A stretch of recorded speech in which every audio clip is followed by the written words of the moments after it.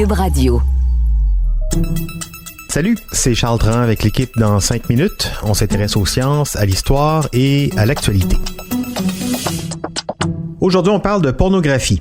Avec Internet et les téléphones intelligents, les jeunes consomment de plus en plus de porno et de plus en plus tôt. Et pour alimenter la demande et la consommation dans ce marché qu'ils ont créé, les producteurs de porno cherchent sans arrêt à dépasser les limites, à le rendre toujours plus dur, violent, dégradant, sexiste, même raciste. C'est la triste loi du marché.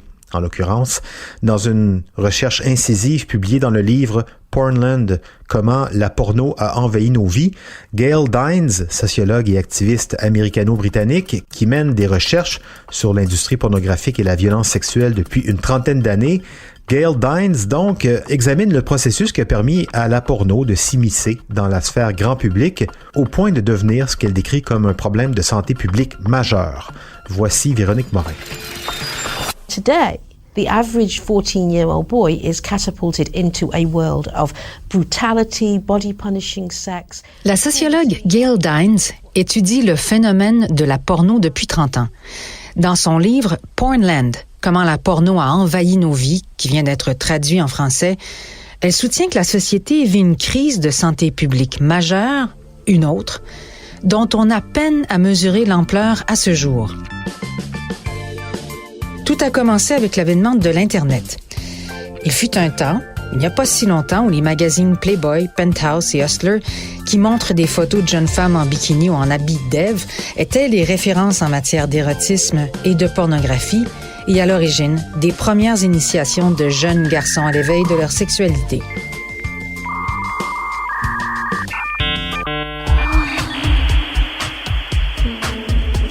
Mais avec l'arrivée de l'Internet en 2000, le modèle d'affaires de l'industrie de la porno a changé drastiquement.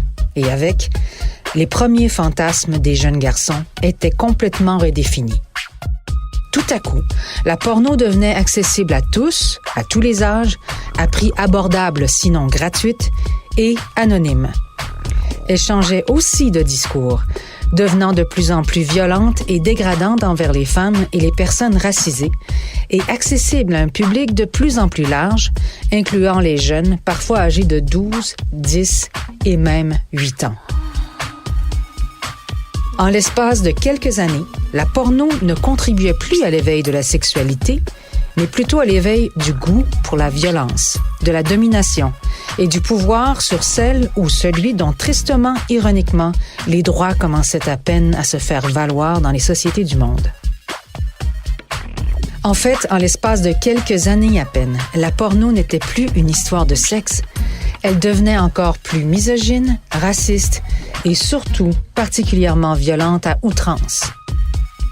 Disons les choses de façon très crue. Dans cette nouvelle réalité de la porno sur l'Internet, ce n'est plus les corps de jolies filles qui racontent leurs fantasmes et désirs profonds qui excitent le psyché masculin. Ce sont désormais des scènes aseptisées de toute histoire, de toute sensibilité, de toute humanité, qui visent à montrer les femmes comme des salopes qu'il faut ouvrir, défoncer par tous les orifices, qui font désormais apparemment bander. Every single month they publish the porn charts, which shows the top 10, the top 200 renters, the top 200 sellers, the most visited porn pages and websites. And it's got what's called gonzo, which is the body punishing sex. Les sites les plus populaires sont ceux qui montrent des femmes se faire enfoncer jusqu'au pharynx au point de vomir, de pleurer, d'étouffer. Dans les faits, ces scènes de domination distribuées par les algorithmes qui rapportent des milliards à leurs ingénieurs qui travaillent dans l'ombre de sites Internet populaires comme Pornhub ou YouPorn, appartenant à la compagnie MindGeek, que l'on peut comparer à l'Amazon du porno tant par ses profits que par sa capacité d'atteindre de larges publics, ont un impact neurobiologique très profond. C'est-à-dire qu'elle relâche de la dopamine dans le cerveau, donc une sensation d'excitation élevée, similaire à une drogue comme la cocaïne, et créant une dépendance extrêmement forte. Et l'habitude à cette excitation qui fait qu'elle doit toujours être dépassée et aller plus loin. The more porn you watch, the more desensitized you become, the harder and harder you need to keep aroused. Cet impact serait particulièrement dévastateur, laissant des impressions indélébiles chez les jeunes garçons à la découverte de leur sexualité et qui apprennent sur leur téléphone intelligent que ce genre de scène est normal. Mais pourquoi est-ce excitant?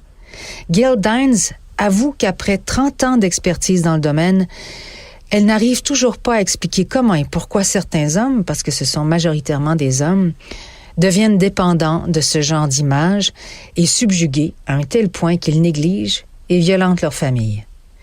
Elle a rencontré des centaines de personnes dont les familles avaient été brisées par ce genre de dépendance qui peut mener aux pires atrocités.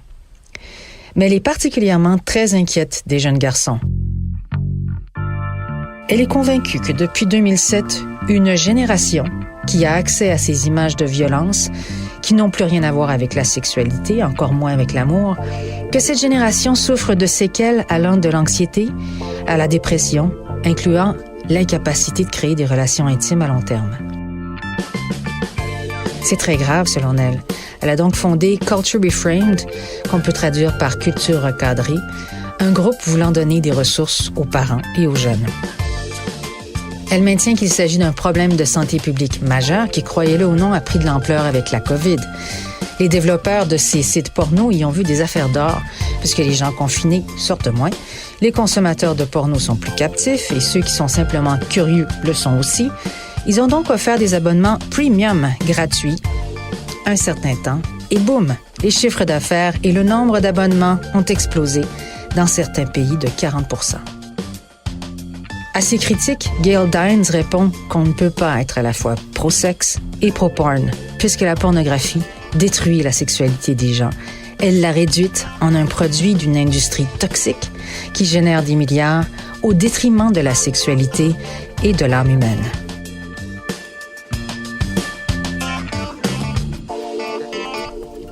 Ouais, super intéressant ça comme idée. Pro-sexe, pro-porn, opposer les deux plutôt que de les confondre. Juste ça, ça permet de voir où on se situe, de se poser des questions et, le cas échéant, de cheminer. Merci Véronique Morin. C'était en 5 minutes.